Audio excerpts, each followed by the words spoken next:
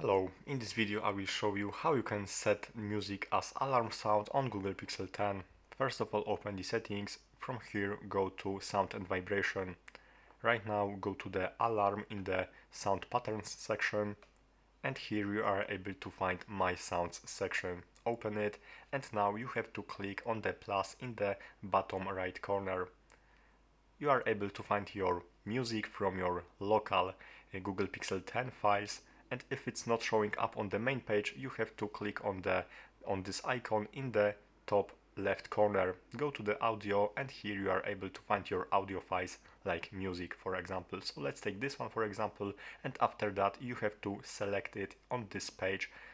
So basically right now when it's selected, click save, and now I have my music from my local files enabled as alarm sounds.